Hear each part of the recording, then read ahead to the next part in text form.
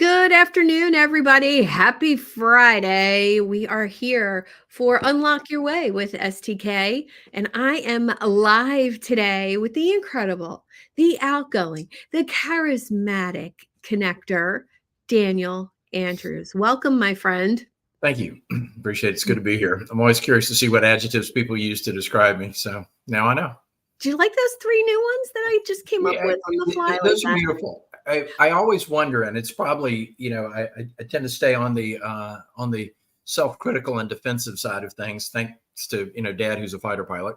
I'll let y'all sort that one out if you're a therapist or want to be therapist. But, charismatic, I always wonder, does that imply superficiality or not? No, to me, it means charming. To me, it means one of my favorite. Does it mean that's where it stops, right? That, I think of the politician that walks through kissing every baby and shaking every hand. That's a schmoozer. That's a schmoozer. Okay. Yeah. In that case, I'll accept charismatic from you. I know you know well, because you and I know. Yeah. Well, Daniel and I, just to be transparent, we know each other really well, and we consider each other inner circle, connections of each other. Daniel gets my best introductions. I get his. We think about each other for opportunities. We support each other on social media. If I see something of interest that would be in his interest to comment on, I tag him. He does the same for me. And today we're going to talk a little bit about how we got to that point and what that looks like. But first, I want to know a little bit about your entrepreneurial journey, Daniel, and what kind of brought you to this place you're at today. Sure. Well, there's certainly not a direct path, right? He was an employee, and then he was a manager, and then he was a supervisor, and then he bought his own business doing the thing. The entrepreneurial side of me goes back to the beginning. I tell people all the time, I've been officially self-employed for 35 years, 49 if you start with the lemonade stand in first grade, right? And it wasn't a jump from age 6 to age 20. It was selling lemonade. It was selling greeting cards door to door. It was selling programs at University of South Carolina, the real USC football games. It was,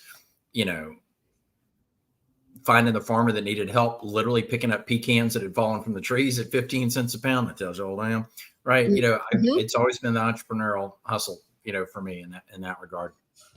And so I'm fortunate to have found a business model that I can build around that. But professionally, my journey took me through direct sales. I was 15 years with a product called Cutco Cutlery that a lot of people know. It's a great college job. I just didn't quit for 15 years because it's a really great job as well as a college job. And then I worked doing direct mail for car dealerships, which is about as niche as you can imagine. Yeah. And it's not interesting if you're not in the industry, and it's not interesting if you are in the industry. So I won't talk about that at all. It's very niche, very mundane. And then I spent 8 years doing employee benefits for various companies, which led to a lot of really cool stories and some decent profits. And then 7 years ago, I launched a model around the concept that's based on the fact that in business, people don't need more connections, they need better connections.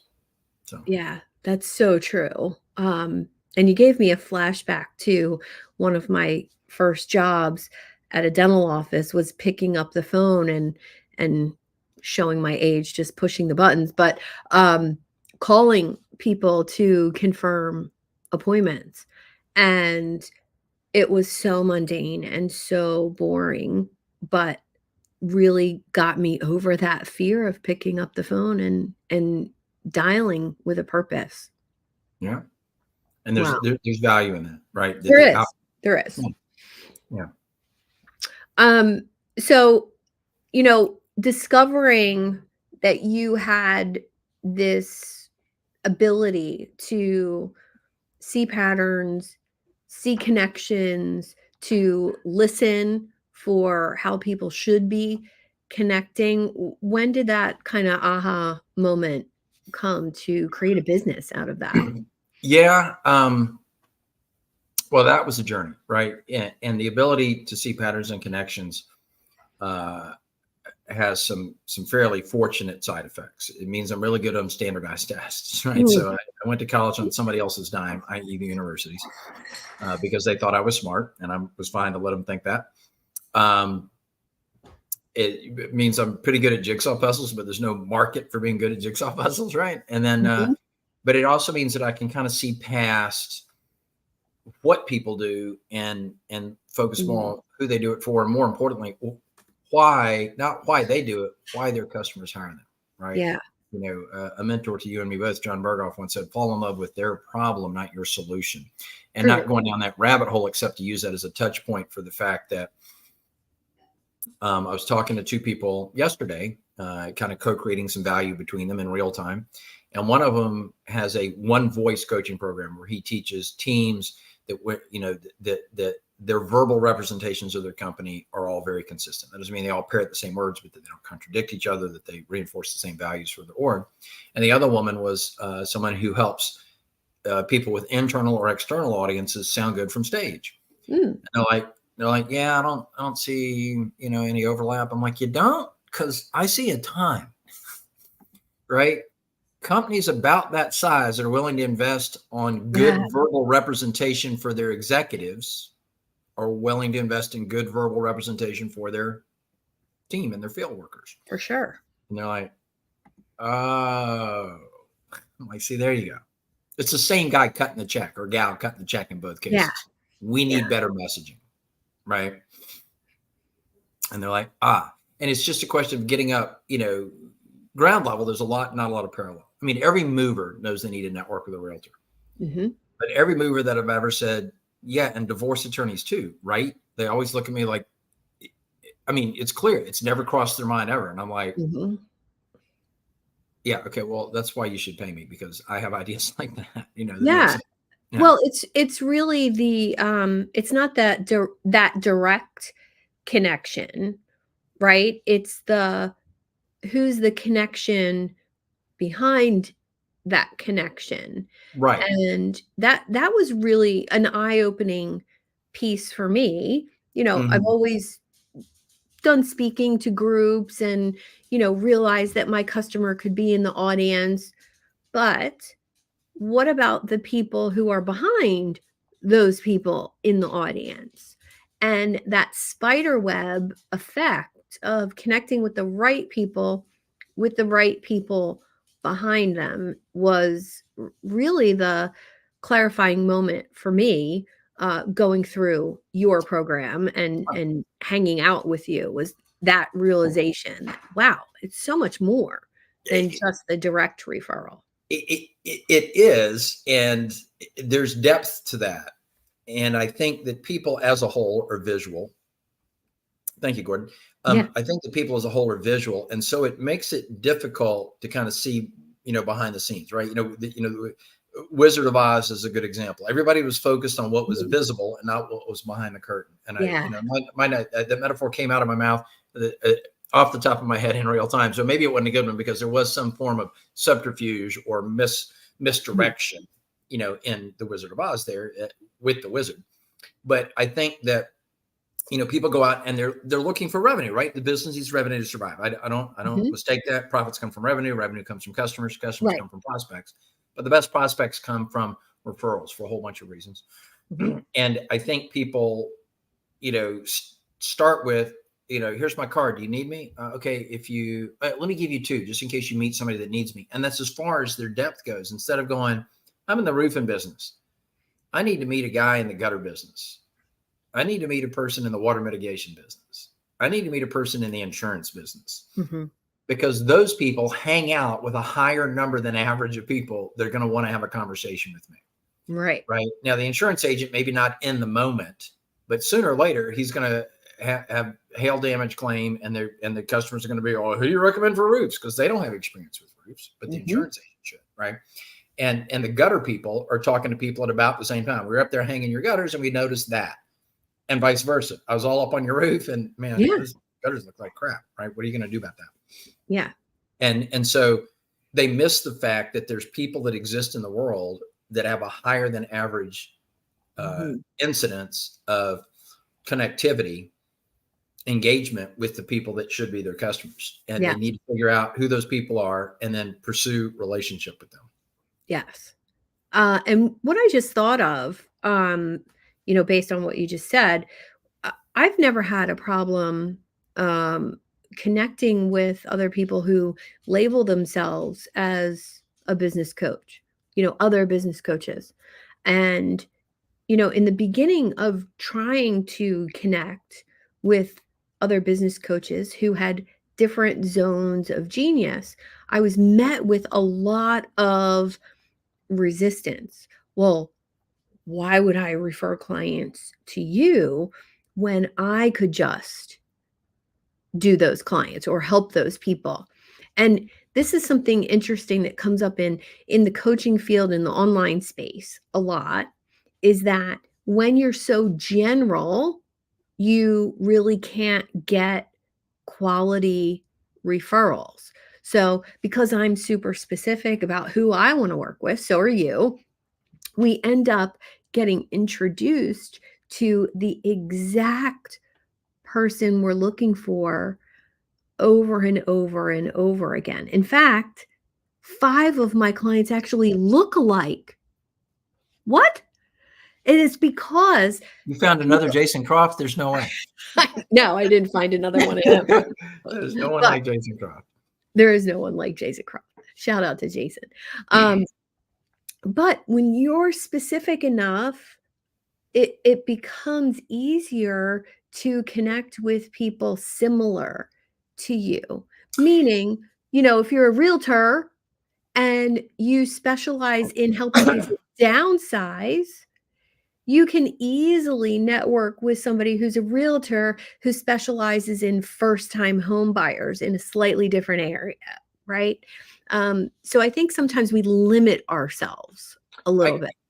And it feels counterintuitive, but the number of things that with a little bit of thought and reflection and looking at the evidence will show you that it's not the way that you think it would unfold, right? That equates, and I won't get on the soapbox, with financial incentives that we think will induce people to do what we want them to do. Yeah, let's not even. And it won't. And it won't. And it won't. Okay. But also the sense that, and to speak specifically to the coaching industry, right, as an example, but this is universal. If I do it all, then that allows me to capture more potential customers. No, if you will nicheify, you will capture more potential customers, right? And if I lower my price, more people would hire me. No, if you raised your price, more people would hire you. And more importantly, more of the right people will hire you. You don't want somebody that came on board because the price was low, right? So, the old saying, rich is in the niches, right? Your friend of mine, Christopher Lochhead, right, written a whole series of books on category design. The category pirates. Look up Christopher Lochhead, Lochhead, 2 H's in the middle of that. Follow him on social media, follow him on LinkedIn, get his books. Category pirates is the keyword. His newsletter is free. The in-depth newsletter costs a few bucks. And an incredible community, by the way. I usually promote my own community, the Idea Lab for Entrepreneurs. Category pirates or category thinkers is pretty much the only other community that I promote. And it's for that very reason. It's that how you do what you do combined with the who and the where and the why and how much. You can create your own category. Let's think about a coach we both know, our communication coach friend who has a really unique model of his price reflecting his offer. You buy it one time and he's your coach forever. What? Who does that? And he set himself up and as his own category for that. So, yes, and he's gone. His rate has moved from 3,000 for a lifetime coaching contract to 6 to 12. I've watched this happen. 3 to 6 to 12 to 24 to 36 to 96. His last jump was at 3x, right? And this is a guy with no website and no contract. And his social media efforts consist of posting screenshots of text messages he's gotten from clients. Yeah. That's his whole social media strategy, right? Inspiring because super niche. Yeah. Right? Because when you truly it's not about your copy and your marketing. It's truly about your offer. What are you offering and what is that result? So let's talk a little bit about what you're offering and what that result is, because I really think what you've put together in the last year is so stellar for entrepreneurs. I don't promote many other people's work or programs, very selective about that. And I feel fortunate enough to have experienced what you do firsthand. So tell us a little bit about your group program and what it looks like. Yeah, happy to illuminate that. And how do I do it without sounding like I'm selling? But I certainly want to make it sound attractive, because I think it is. The notion that in business people don't need more connections, they need better connections. I think anybody that is in pursuit of quality relationships over quantity relationships, right? You talked about being bold enough to dial. I'm like, what about taking the time? Now, you should stop dialing, but to create a system where you're answering the phone way more than you're making phone calls. Yes, please. To ideal clients, right? Yes. And the knowledge or the awareness, number one, starts with awareness that it can be done. That with a handful, I'm going to say a handful, 6, 10, 12, not dozens, not scores, not hundreds, 6 to 12 key referral partners, strategic people in your life, depending on the size of your offer, the profitability of any one deal, I guess I should say, to not use the vernacular, maybe all you need in terms of a business development effort. And so the awareness that there are people that exist that are happy to amplify your message because they believe in your message. Yes. And are in a space or a place or a time or an environment where they can encounter more than the average number of people, right? The mover and the divorce attorney, right? The gutter guy and the roof guy, right? So, so the awareness around that, and then what you do to build the relationship to the point where they're going to want to refer you, right? John Gates, salary negotiation coach. Amanda Valverde, resume coach. Their customers are people who are employed or want to be employed. Their customers, not each other. John is not going to hire Amanda. He doesn't need no help with no resume. He ain't applying for work. Amanda don't need no help from John Gates. She ain't negotiating salary. Right. But so given that it's clear that her customers should consider hiring John and John's customers should consider hiring Amanda, or at least somebody in their respective roles, what would Amanda and John have to do in order to build the confidence and conviction with the other person that makes them then referable? And so many people move through time and space on a modality of treating people like a prospect, number one. When they're not a prospect, they don't know that there's any other way to build trust. Yes. They switch then to the goal of familiarity, right? I just show up at the same networking event week after week after week, and that builds relationship. I'm like, nope. Absolutely does not. Builds familiarity, builds space for you to start to build relationship. But showing up at the same event over and over and over again does not build relationship. It builds familiarity. And so they don't have a model for finding out whether somebody, they do have systems for, right, the way you engage with somebody that you may or may not want to date, right? You're trying to figure that out. If that's, you're going to filter them for that. You filter for friendship, right? But people don't have a model for filtering for business connectivity, right? And so they fall back on a friendship model, right? And I'm friends with a lot of people that I wouldn't hire to do what they do, right? And I've hired a lot of people that, as good as they are and as pleasant as they are, I just ain't going to make the effort to have them in my house for game night, right? Right. And so, that's a big thing, and they're not asking the right questions. They're pursuing some form of friendship, right? Or a model that sifts people for friendship instead of a model that sifts people for, are they referable? And people miss that. I want to go deeper. Yeah, sure. Yeah. I want to go deeper there, because let's talk about, I don't even remember how we first met. I tell you. But we quickly knew that my clients were your clients and some of your clients were my clients, right? We quickly knew that.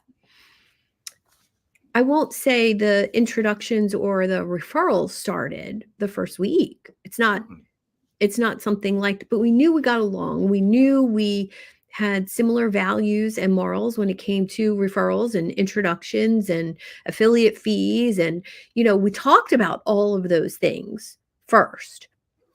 And then it was very apparent that we were giving and receiving value from each other. So that reciprocity kind of thing kicked in.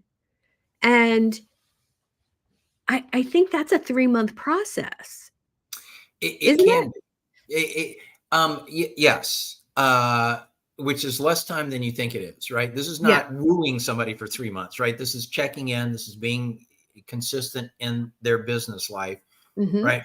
But I would say, because I had this conversation with my Ninja clients on Wednesday, so that would be 2 days ago this week. They're like, how soon is too soon to ask for a referral, or how soon is too soon to make an introduction when you don't know the person well enough to trust them? And I said, you can always give an appropriate introduction. And I referenced a mutual friend of ours, Katrina Goslin, and a woman I met named Adina Edelman. And this sticks out to me primarily because I am married to a woman named Adina, and I've only ever met one other Adina. So Adina Edelman. And I spent 20 minutes on a Zoom call. Nice enough person, very pleasant, understand our business model reasonably well. And I created an introduction to Katrina Goslin. And I said, Katrina, just got off a Zoom, 20-minute with Zoom with Adina, right? Right. I'm low-key saying this is all I know about her, right? Right. We spent some time together. It seems to me that if I understand her model correctly, right, that you two could potentially be high quality referral partners over the long haul. My recommendation is that y'all invest a short phone call or Zoom in investigation in pursuit of the notion that there could be a longer phone call or Zoom in the future, and potentially a degree of mutuality as you go forward. Adina, this is Katrina, the one I was talking about on the phone on the Zoom call a few minutes ago, right? And exit. Now, 2 things stand out in that. Number one, did you catch how many times I used cautionary words? 20-minute Zoom, potentially. Start with a short phone call. See what's possible, right? Yeah. You were giving instructions. I'm low-key. Well, I'm telling them what I think next steps ought to be, but I'm low-key telling Katrina, it's up to you to determine if she's trustworthy or not. And by the way, I have no reason to expect that Adina Edelman is not. If you encounter her, don't go, don't be saying Dan thought you were sketch. No, I did not. I thought she was great, right? That's why I introduced you to Katrina. Now, what's also interesting is that, right, what did I say about Katrina? That's that woman I was talking about a minute ago. The less I say about somebody, that means the more I know about whether or not they're a good fit for you. Yes. Now, I had the option, to mention her to Adina right on the Zoom. So it's not like I didn't say anything about Katrina, but I remember one of the best, funniest introductions you ever gave me was me and Ruben Swartz, right? And you sent a thread, and it said, Daniel, Ruben, y'all do big things together. That was the whole intro. Right. Because I'm at a level with you where right. Guy asked me yesterday, how did you, he goes, I'm just curious before we get into the conversation, what made you get on my calendar and book time with me? Was this something on my LinkedIn profile, one of the public spaces that I'm in, And I said, Katrina told me to. He said, and I'm like, I haven't even gone to your LinkedIn profile yet. I don't even think we're connected on LinkedIn. Katrina told me to meet with you, and you gave me your calendar link. And so here I am. Right. I don't need anything other than that from some people. Yeah. Well, it's that borrowed trust thing. Correct. Let's tell the story of a couple of weeks ago when you texted me at 5 after 10 after 4. I had just finished working for the day. I was in the kitchen starting dinner, and a text comes from Daniel Andrews, and it says, "What are you doing right now?" And I said, "Making dinner." "Can you hop in this Zoom room? They're talking about you." What? Okay. Pop in the Zoom room.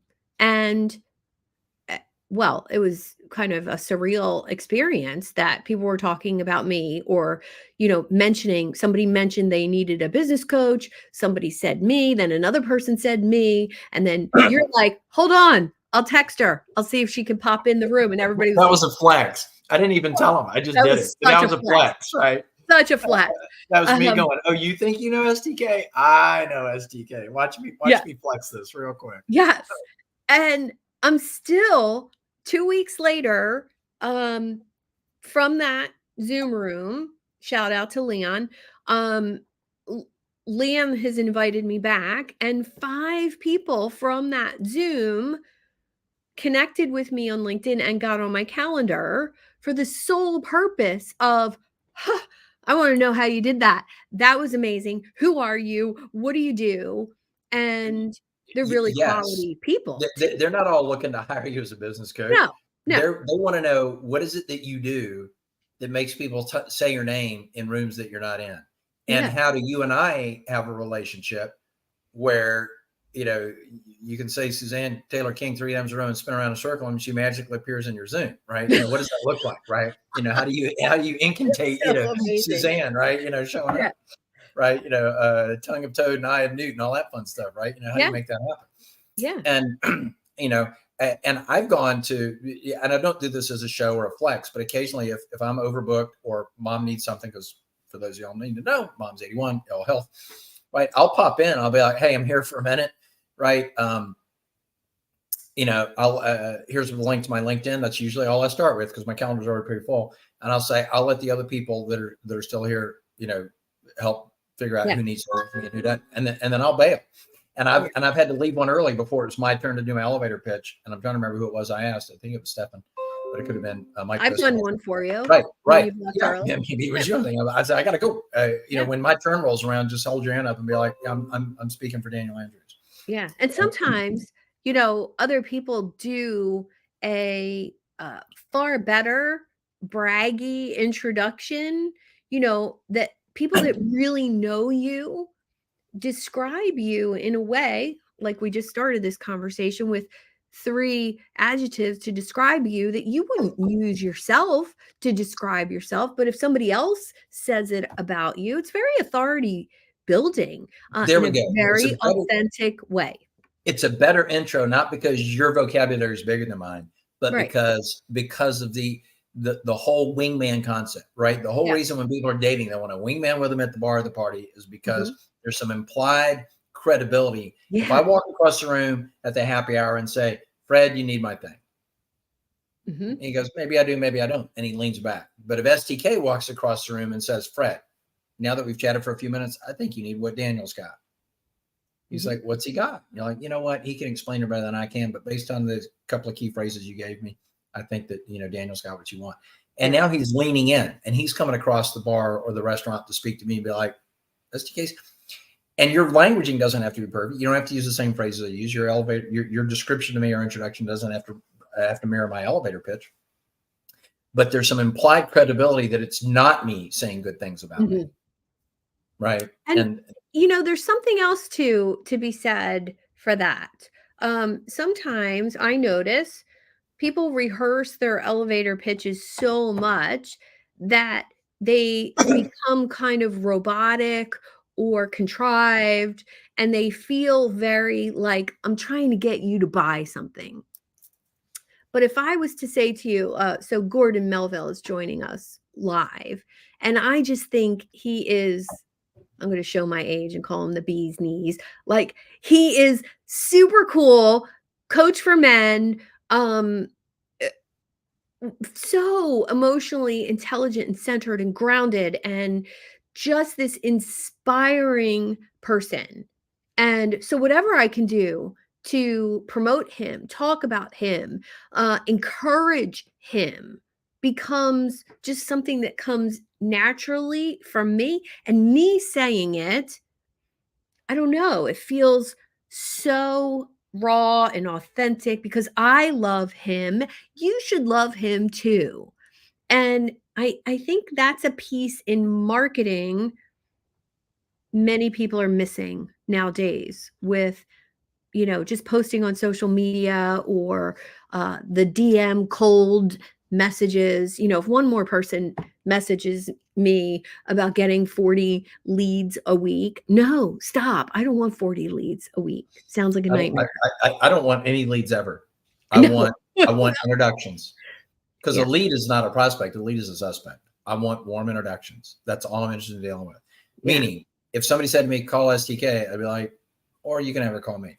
Now, if Gordon put us in a thread together and said, Daniel, Suzanne, I think you should be talking. I'll be the first to pick up the phone. But if it's not, it's freeway. If I'm not being endorsed at some level, yes, then I'm going to pass, because the hill, it's just such a bigger hill to climb before you believe, what I have to offer.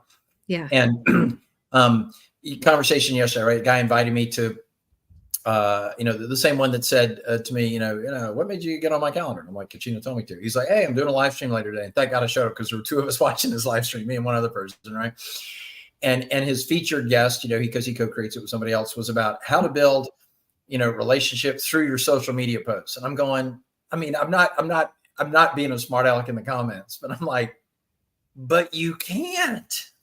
You can build familiarity, you can build awareness, but there is no relationship until there's a conversation 1-to-1 or 1-to-2, right? 2 or 3 in a room. That's when you're building a relationship. Again, so that's when the title of that should be how to take your social media and turn it into conversations, how to post on social media, and when somebody comments, how to get them in the Zoom room for a conversation.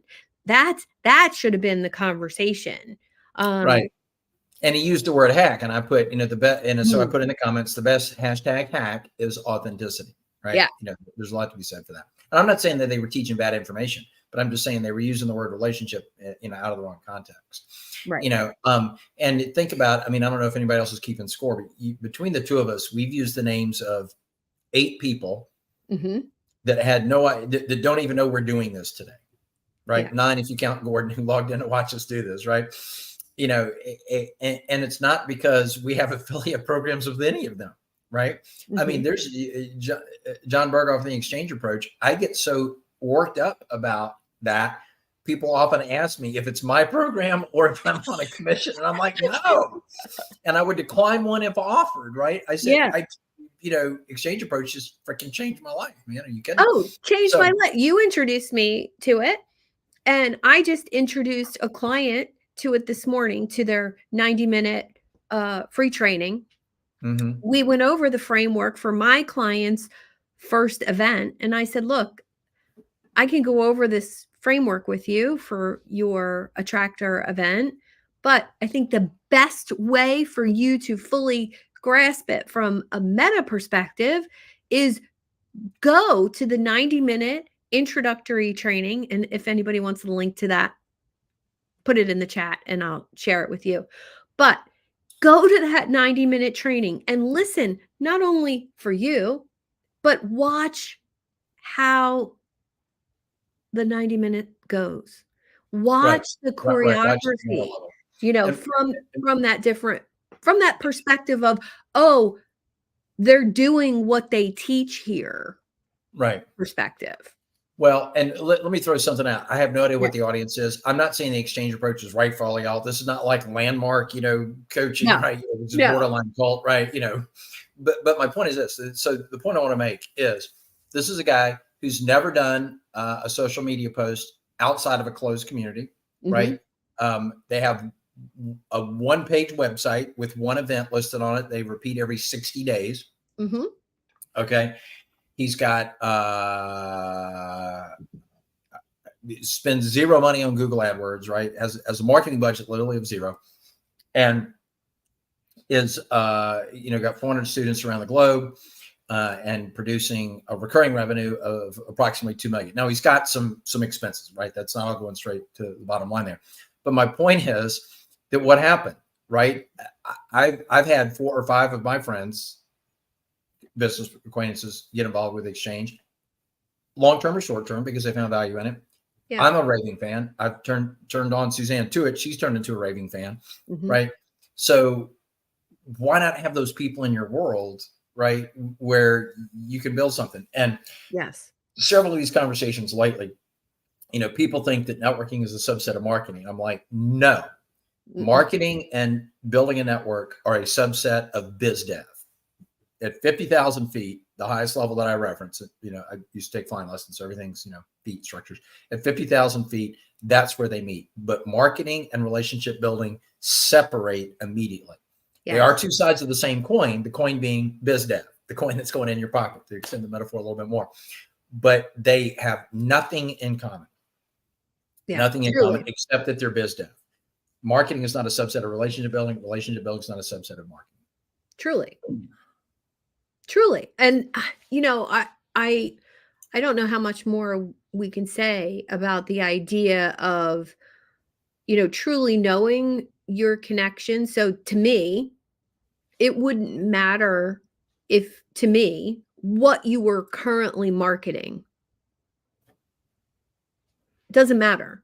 If you're marketing a challenge, a free thing, a PDF, an 8-week program, a 1-year that doesn't matter to me. I could care less what Daniel Andrews is currently marketing or offering. It's the person and what you teach and what you talk about, and whoever I introduce or refer, you're going to figure out what to market to them or Right. what they need or how to serve them, whatever. Or if I However you switched want to call it. industries, you would Yeah. give me different referrals, but you Yeah. wouldn't be like, all right, Dan, you're starting all over at zero again. No. Right. You'd be like, did you go to rep for a good company, Dan? Did you check them out good? Yeah. Yep. Okay, then let's do this. Right. Now Yeah. the referrals, the referrals would change, but the fact of referrals wouldn't. Correct. And by the way, for those of you that are out there thinking, but networking is a form of marketing, yes, networking is. This, I call it marketing by hand. It's the most laborious, time-consuming, expensive if you're buying apps and drinks at a happy hour, right? Expensive if you're belonging to a leads group. You're marketing by hand. Networking is a subset of marketing because you're not doing anything other than increasing awareness. Yes. Building a network, which you've noticed is the phrase I've used consistently through this whole conversation. Building a network is about never having to hand out your own business cards anymore. You got other people going, Fred, you need to be talking to Daniel. Fred, you need to be talking to Suzanne. Yeah. Yeah. And I love that so much. Somebody recently asked me, oh, you know him? And I said, yeah, do you want his number? And I picked up my phone and did the classic, real connections are in your phone, not on social media. And the person looked at me like, oh, where'd you get that from? Daniel, let me send you his contact info. Right. And somebody recently did that to a really close friend of mine who started out off as a client, David George Brooke. We met as part of a podcast network years ago. He hired me for some work with his website and courses and developing some really cool things. Thatgratitudeguide.com, free promo, David. And we quickly realized how much we had in common. And it was like, okay, we're not client coach anymore. We're connected. And the amount of introductions, referrals, and awareness about each of us from that relationship, same with you. Because I know wherever he goes, he talks about me. Wherever I go, I talk about him. And it's having, how many did you say? 6 or 7 key people that do that for you really can move the needle in your business.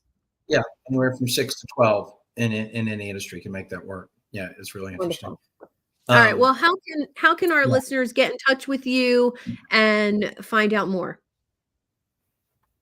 Excellent question. And I'm slightly distracted by the fact that I just got a blurb that somebody dropped into my Zoom room and I do not have a Zoom scheduled right now. So as I'm going to do 2 things at once, right now, I will point out that I am, my name is very actually hard to find on a Google search because my full name, Daniel Patrick Andrews, is shared by a bombastic Australian parliamentarian, the former premier of the territory of Victoria. And so I'm buried under 1 million search returns or more that aren't me. But DanielPatrickAndrews.com will give you a fast way to get to my LinkedIn profile, right? There's a hot link there. By the way, it's not a fancy website. I'm about relationships and not about marketing, right? I don't have a lead capture tool.